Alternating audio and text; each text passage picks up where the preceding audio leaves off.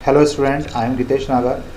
In the last video, we have learned about the protocols and we have learned about the protocols types in which we have learned that multiple protocol, HTTP protocol, FTP protocol, protocol, and today I will explain you about the MAC address and IP address. So let's start. MAC address. MAC address, as we have already discussed about the MAC address. Now the MAC address is a computer or node on the network need a networking interface card or LAN card. Each LAN card has its own unique 6-byte physical address assigned by the manufacturer called media access control address of for this identification purpose. देखिए Mac address के बारे में मैं पहले भी एक बार छोटा सा डिस्क्रिप्शन आपको ऑलरेडी दे चुका हूँ और आज इसके ऊपर अपन शॉर्ट नोट देखने वाले हैं कि मैक एड्रेस होता क्या है। तो अपन ने जब नेटवर्किंग डिवाइसेस के बारे में पढ़ा था तब भी मैंने आपको इसके बारे में थोड़ा सा एक शॉर्ट नोट दिया था कि हर डिवाइस का एक पर्टिकुलर एड्रेस होता है जिसको फिजिकल एड्रेस कहा जाता है। हर वो डिवाइस जो नेटवर्क में कनेक्ट होती है या डेटा ट्रांसफ़र करती है या डेटा सेव करती है उसका एक कुछ ना कुछ एड्रेस हमेशा होता है और उसी को क्या कहा जाता है, मैक एड्रेस। मैक एड्रेस का फुल फॉर्म होता है मीडिया एक्सेस कंट्रोल। हमने जब नेटवर्किंग डिवाइसेस पढ़ी थी तो उसमें हमने NIC कार्ड पढ़ा था और वो NIC कार्ड जो था वो हमें ये बताता था कि हर डिवाइस के ऊपर जो कार्ड जो उसकी पर्टिकुलर एड्रेस है या उसका जो फिजिकल एड्रेस है उसी को हम लोग NIC कार्ड या लैन कार्ड बोलते थे और उस लैन कार्ड के बेसिस पर ही क्या होता था, डेटा आपका ट्रांसफ़र होता था या आपका सिस्टम कनेक्ट होता था। तो इस एड्रेस के बारे में अपन आज थोड़ा सा डिटेल में ज़्यादा जानने वाले हैं क्योंकि इसके ऊपर शॉर्ट नोट पूछा जाता है तो आपको उनके बारे में पता होना चाहिए। अब यहाँ पे अगर बात करें तो जो मैक एड्रेस होता है उसको हम लोग फिजिकल एड्रेस के नाम से भी जानते हैं और ये टोटल 6 बाइट का होता है। ये आपको हमेशा याद रखना है कि कितने बाइट का होता है, 6 बाइट का होता है। और इसको कौन क्रिएट करता है, इसको जो मैन्युफैक्चरर होता है वो इसको इनेबल करके हमें देता है या डिवाइस के अंदर हमेशा इसे कौन इस्टेब्लिश करके देता है, जो मैन्युफैक्चरर होता है उस डिवाइस का जो भी मैन्युफैक्चरर है वो आपको फिजिकल एड्रेस हमेशा क्रिएट करके देगा। इसी को हम लोग क्या बोलते हैं, मीडिया एक्सेस कंट्रोल। ठीक है, और इसका यूज़ क्यों होता है, आइडेंटिफिकेशन पर्पज़ के कारण। मैक एड्रेसेस आर 48 बिट और 6 बाइट। आप इसको 48 बिट का भी बोल सकते हो क्योंकि एक बाइट में कितने बीट होते हैं, टोटल 8 बीट होते हैं। तो इसी कारण से हम लोग 8 बीट के एक ग्रुप को 1 बाइट बोलते हैं। तो टोटल यहाँ पे 6 बाइट का ये एड्रेस हो जाता है। और इसके अंदर कौन सी लैंग्वेज या कौन से सिस्टम यूज़ होता है, हेक्साडेसिमल नंबर्स। हेक्साडेसिमल नंबर्स के बारे में आपको थोड़ा सा शॉर्ट में बताऊँ कि जब हम लोग कंप्यूटर लैंग्वेज की बात करते हैं तो कंप्यूटर लैंग्वेज में 4 टाइप के नंबर सिस्टम चलते हैं। हम लोग अभी तक जो नंबर सिस्टम पढ़ते हुए आए थे वो डेसिमल नंबर सिस्टम है। डेसिमल नंबर सिस्टम का मतलब होता है कि आपके पास 0 से लेकर 9 तक के 10 डिफरेंट सिंबल होते हैं जिसको आप अभी तक पढ़ते हुए आ रहे हो क्लास 12 तक। तो वो जो सिस्टम है मैथमेटिक्स का वो कहलाता है डेसिमल नंबर सिस्टम। और कंप्यूटर के अंदर जब हम लोग बात करते हैं तो यहाँ पे 4 नंबर सिस्टम चलते हैं। पहला होता है बाइनरी नंबर सिस्टम जो अपन ने पढ़ा था 0 और 1 के फॉर्म में होता है। फिर दूसरा होता है ऑक्टेल, तीसरा होता है डेसिमल और चौथा होता है हेक्साडेसिमल। तो हेक्साडेसिमल नंबर सिस्टम जो होता है उसमें 16 डिफरेंट डिजिट होते हैं 0 से लेकर 9 तक और कैपिटल A से लेकर कैपिटल F तक। इस प्रकार से टोटल उसमें 16 डिफरेंट डिजिट होते हैं, इसलिए उसे हेक्साडेसिमल नंबर सिस्टम कहा जाता है और कंप्यूटर के अंदर उस लैंग्वेज को यूज़ किया जाता है। तो ये जो एड्रेस की मैं बात कर रहा हूँ मैक एड्रेस, ये मैक एड्रेस उन्हीं हेक्साडेसिमल नंबर सिस्टम के फॉर्मेट में लिखा हुआ आता है। अब अगर आप लोग कभी देखना चाहें कि ये आपका मैक एड्रेस कहाँ पर होता है या कैसा दिखता है तो आप लोग इसका बहुत सिंपल सा प्रैक्टिकल अपने मोबाइल पे कर सकते हैं।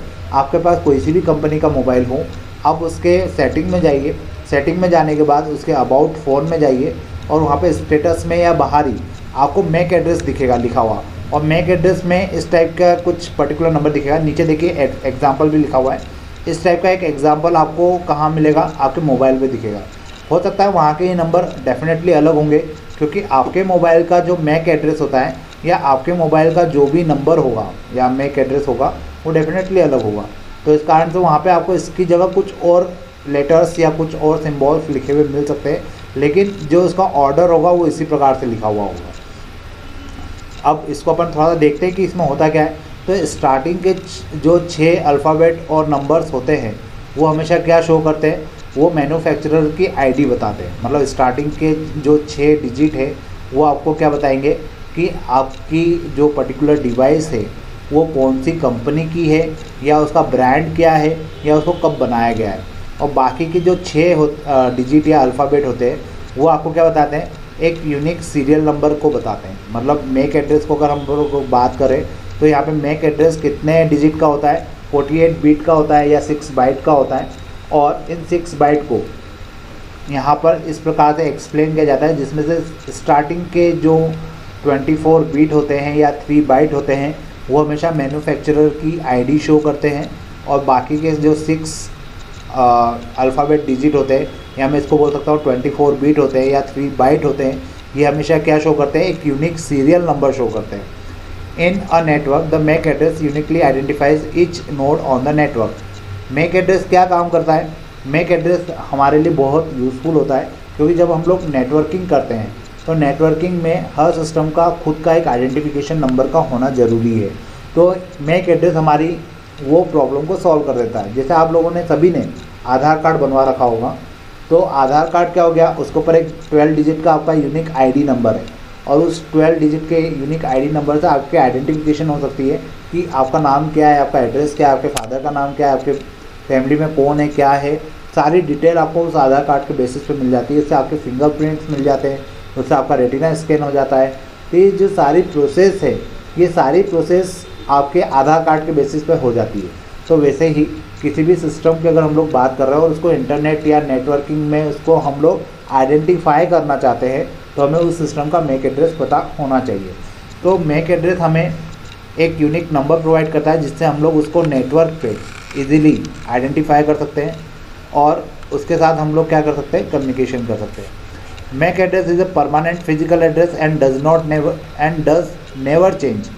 मैक एड्रेस क्या होता है, एक परमानेंट फिजिकल एड्रेस होता है।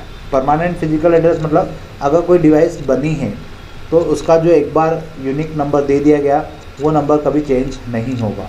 मैक एड्रेस चेंज नहीं किया जा सकता आइडियली, लेकिन मैक एड्रेस चेंज किया जा सकता है unofficially.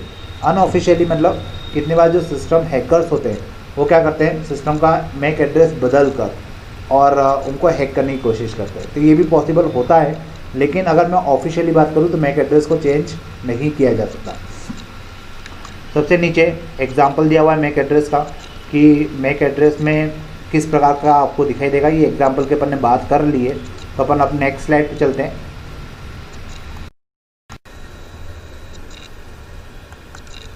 IP address. IP address क्या होता है, मतलब हमने अभी तक जो मैक एड्रेस पढ़ा था, अब उसी में एक और एड्रेस इंक्लूड हो जाता है, आईपी एड्रेस, और ये सबसे ज़्यादा इंपॉर्टेंट होता है। आईपी का फुल फॉर्म क्या होता है, इंटरनेट प्रोटोकॉल। अपन ने अभी थोड़ी देर पहले पढ़ा था। आईपी एड्रेस का मतलब क्या होता है, all the computers on the network follow the some set of rules, या जिसको हम लोग प्रोटोकॉल बोलते हैं, for communication to each other. One of the most common protocol is TCP/IP। Internet also follows this protocol. जितने भी computer networking में होते हैं वो हमेशा एक सेट ऑफ रूल्स को फॉलो करते हैं, और वो जो सेट ऑफ रूल्स होता है उन्हीं को हम प्रोटोकॉल बोलते हैं। और कम्युनिकेशन करने के लिए वो हमेशा एक कॉमन प्रोटोकॉल का यूज़ करते हैं, जिसे कहा जाता है TCP/IP प्रोटोकॉल, जो हमने लास्ट वीडियो में पढ़ा था। तो TCP/IP प्रोटोकॉल हमें हेल्प करता है 2 या 2 से ज़्यादा सिस्टम को आपस में कम्युनिकेट करवाने में, ठीक है। और अब देखते हैं आईपी एड्रेस होता क्या है।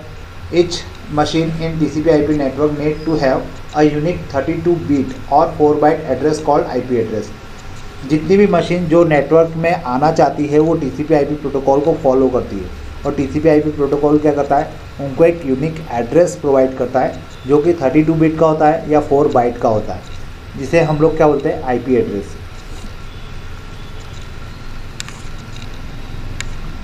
The IP address may be static or dynamic depending on the network or service provider. IP address 2 type का हो सकता है, स्टैटिक हो सकता है और डायनामिक हो सकता है। स्टैटिक का मतलब होता है कि हमेशा IP एड्रेस आपका फिक्स रहे, और एक होता है डायनामिक। डायनामिक का मतलब होता है कि आपका आईपी एड्रेस जितनी बार आप नेटवर्किंग से मतलब इंटरनेट से कनेक्ट होंगे आपका आईपी एड्रेस बदल जाएगा। अभी जैसे मैंने आपको लास्ट स्लाइड में बताया मैक एड्रेस के साथ कि आप अपने सिस्टम के अबाउट फ़ोन में जाकर सेटिंग के अबाउट फ़ोन में जाकर आप लोग अपना मैक एड्रेस देख सकते हैं। वहीं पर नीचे आईपी एड्रेस भी लिखा हुआ होता है और वो आईपी एड्रेस आप जितनी बार नेट बंद करेंगे चालू करेंगे वो आईपी एड्रेस हमेशा बदल जाएगा। मतलब अगर मैं मैक एड्रेस की बात करूं तो मैक एड्रेस नहीं बदलता, जबकि आईपी एड्रेस जो होता है वो बार बार जितनी बार आप इंटरनेट से कनेक्ट होते हैं उतनी बार बदल जाता है। तो जब ये आईपी एड्रेस बार बार बदल रहा है तो हम लोग इसको क्या बोलते हैं, डायनामिक आईपी एड्रेस। लेकिन जो बड़े बड़े ऑर्गेनाइजेशन होते हैं वो अपना आईपी एड्रेस बार बार चेंज नहीं होने देना चाहते, क्योंकि उनसे उनकी जो आगे क्रेडिबिलिटी होती है, रिलायबिलिटी होती है वो डाउन होती है।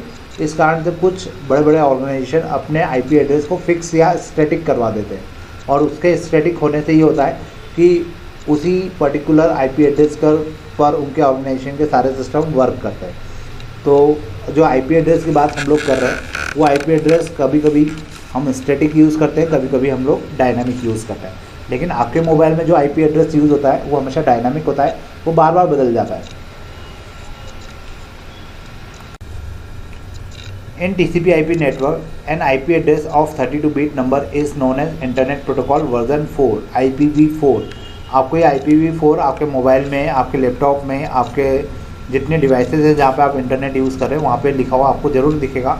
ये जो TCP/IP नेटवर्क की बात हम लोग करते हैं इसमें IP एड्रेस 32 बिट का होता है और इसी को हम लोग किस नाम से जानते हैं, इंटरनेट प्रोटोकॉल वर्जन 4।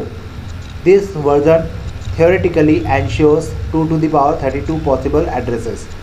ये जो हम लोग आईपी एड्रेस की बात कर रहे हैं ये 2 की पावर 32 पॉसिबल एड्रेसेस जनरेट करता है एट ए टाइम।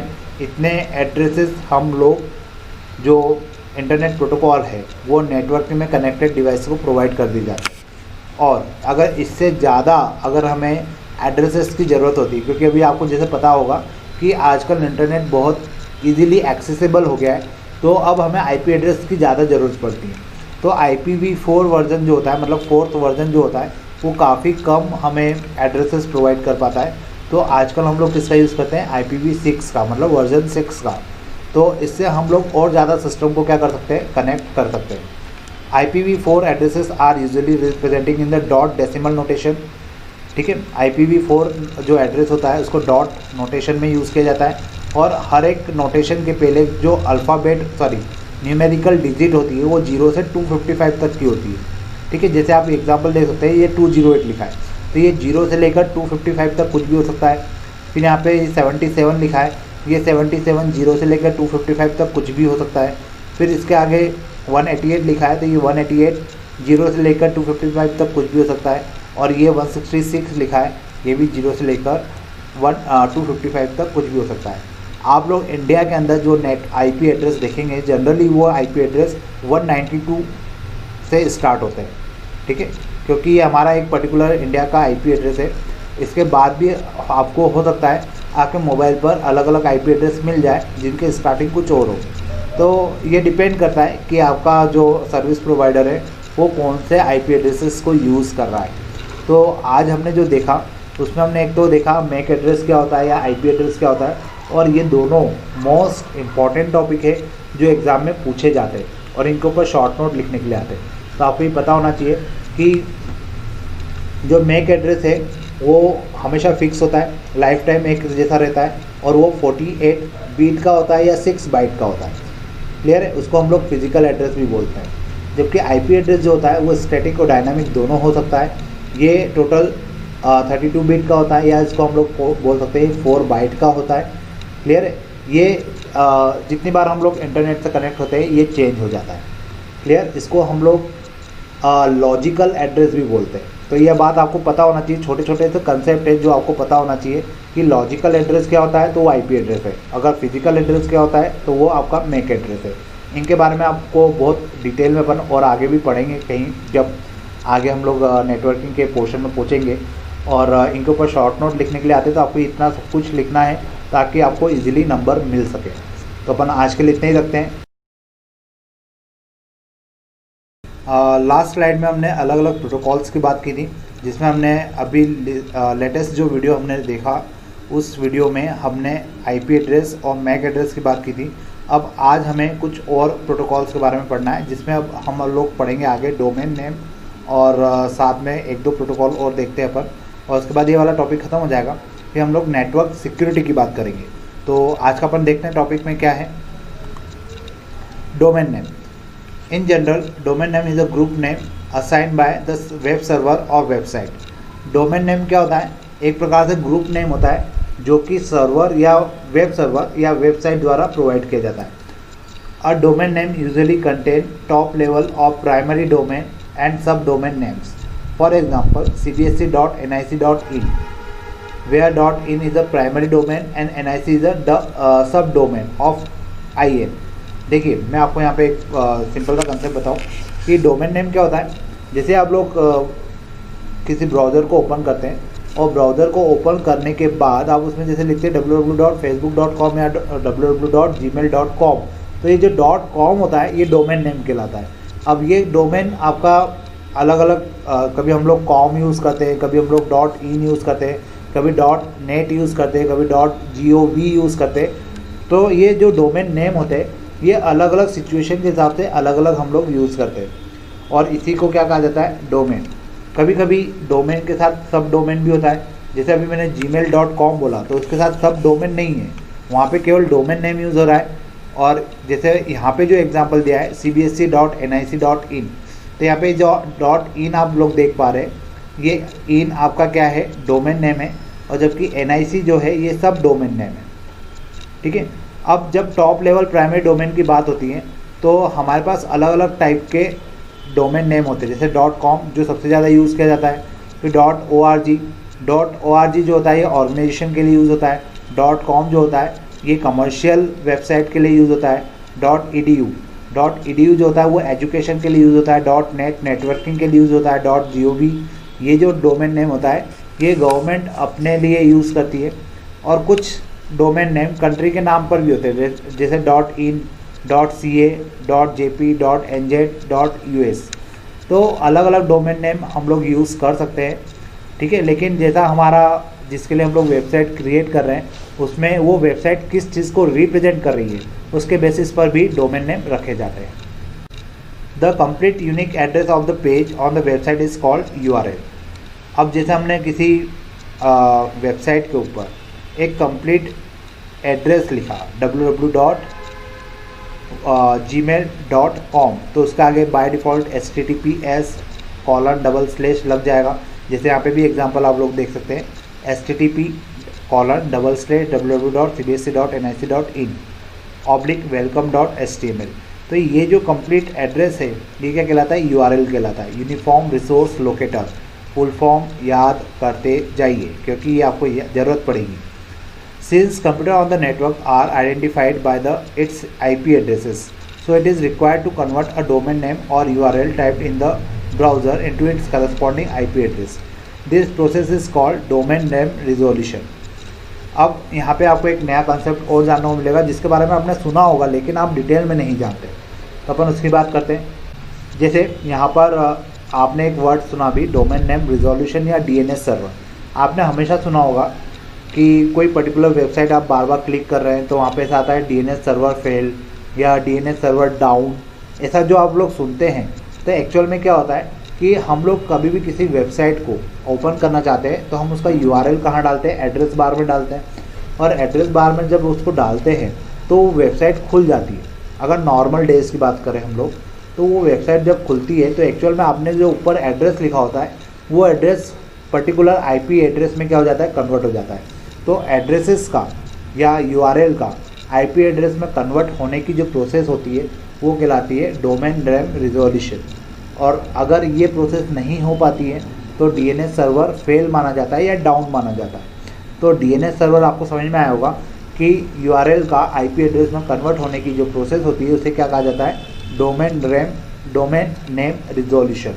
ये शॉर्ट नोट पूछा जाता है कि डोमेन नेम क्या होता है या DNS सर्वर क्या होता है, तो आपको पता होना चाहिए DNS सर्वर मतलब डोमेन नेम रिजोल्यूशन। ये जो प्रोसेस होती है सर्वर, आगे एस का मतलब क्या होता है? सर्वर। तो डोमेन नेम सर्वर का ज़रूरत कहाँ पड़ती है? ये सर्वर का काम होता है कि जो भी एड्रेस आप लोग वेब एड्रेस में डालेंगे या ब्राउज़र के एड्रेस बार में डालेंगे, उस एड्रेस का आईपी एड्रेस में कन्वर्ट होने का प्रोसेस, ये कौन देखता है? डीएनएस सर्वर देखता है, ठीक है। और इसी के डाउन होने पर हम लोग किसी पर्टिकुलर वेबसाइट को ओपन नहीं कर पाते या वो वेबसाइट खुल नहीं पाती। क्लियर है? तो ये डोमेन नेम हो गया हमारा। इसके बाद हम लोग देखते हैं टाइप्स ऑफ नेटवर्क। अब नेटवर्क के अलग अलग टाइप्स होते हैं, ठीक है। कौन सा नेटवर्क कब कहाँ पे यूज़ होता है वो अपन देखेंगे, क्योंकि इससे पहले अपन ने जो प्रोटोकॉल्स पढ़े वो सारे प्रोटोकॉल्स में काउंट होते हैं। अब आज हम लोग अभी देखने वाले हैं टाइप्स ऑफ नेटवर्क। अलग अलग हम लोग नेटवर्क की बात करेंगे और इसके ऊपर आपसे शॉर्ट नोट पूछा जाता है कि नेटवर्क क्या होते हैं और अलग अलग टाइप आप नेटवर्क के बताइए या इनके बीच में डिफ्रेंशिएट कीजिए। इनको डिफ्रेंशिएट करना भी आपको ज़रूरी होना चाहिए, आना चाहिए, क्योंकि पूछा जाता है 4 मार्क्स का या 3 मार्क्स का। तो अपन इसकी बात करते हैं टाइप्स ऑफ नेटवर्क्स की।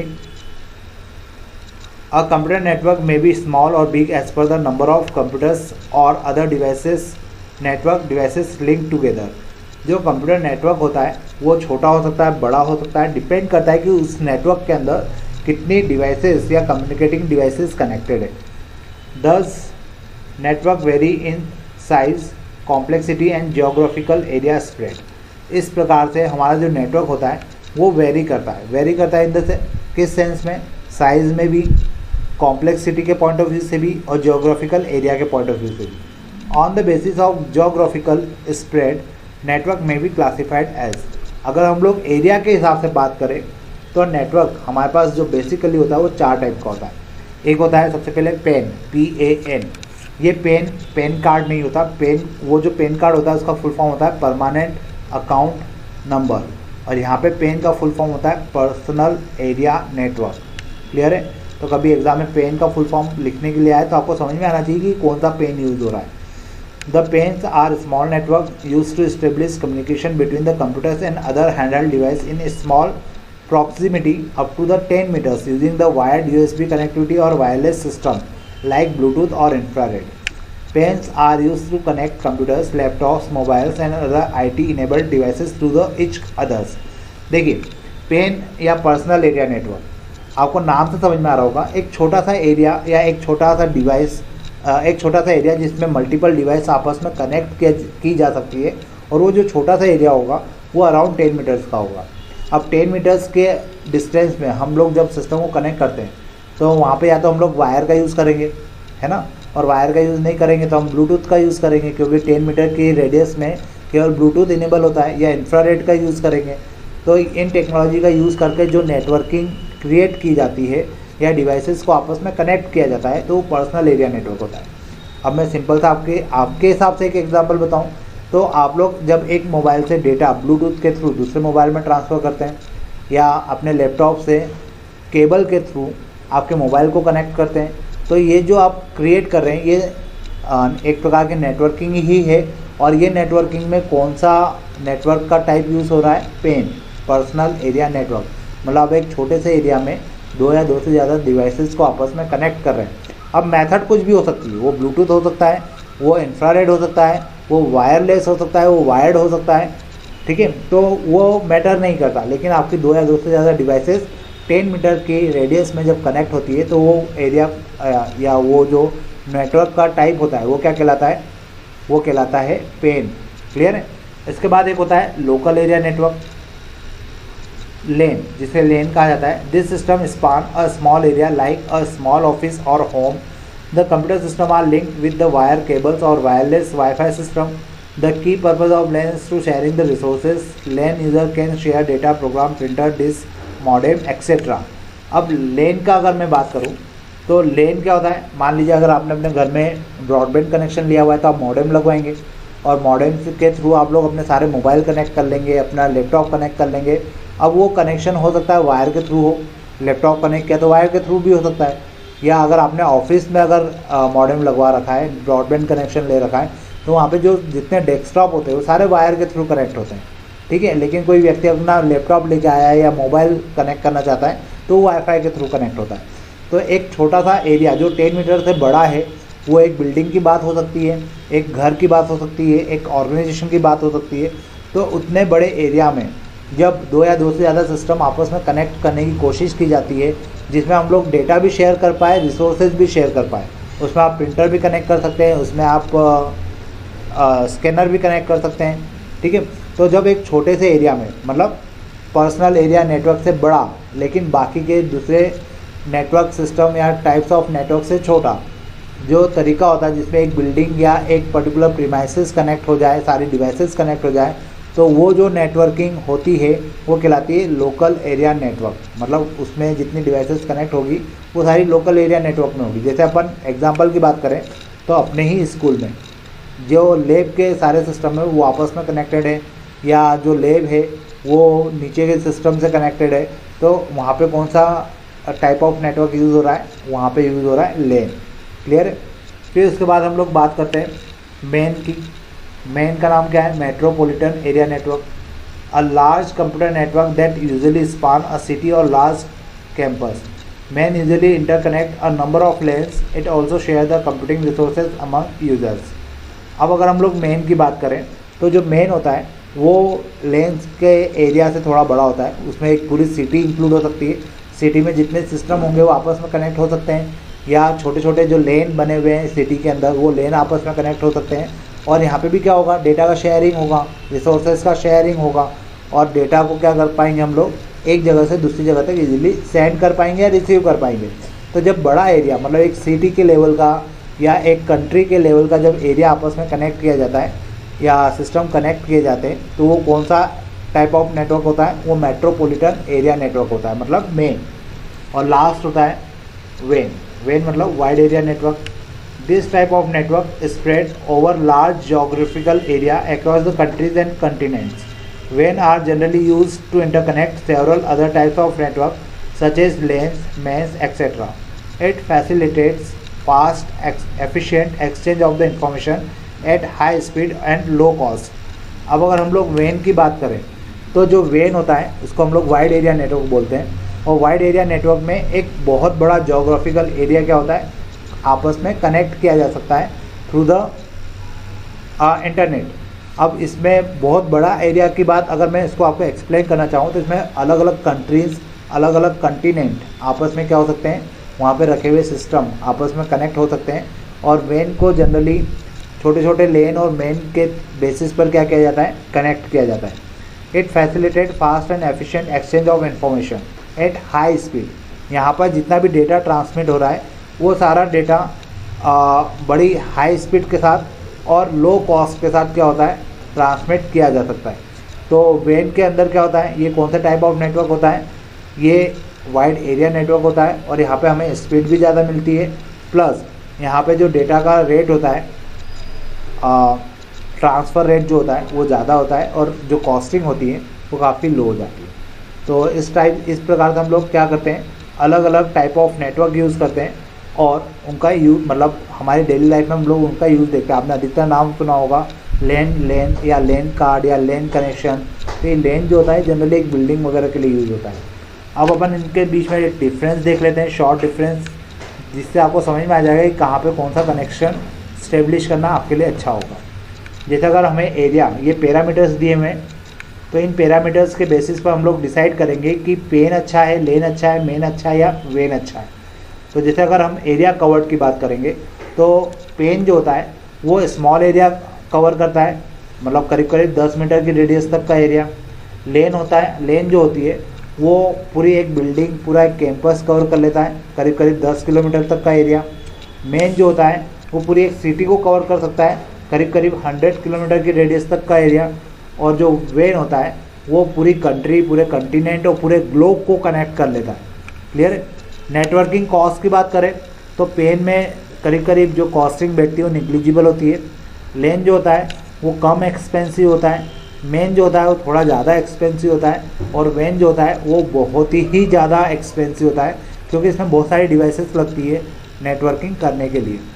ट्रांसमिशन स्पीड की बात करें तो यहाँ पे बहुत ज़्यादा तेज़ स्पीड मिलती है, क्योंकि सिस्टम हमारे पास में डेटा को ट्रेवल करने के लिए कम टाइम लगता है।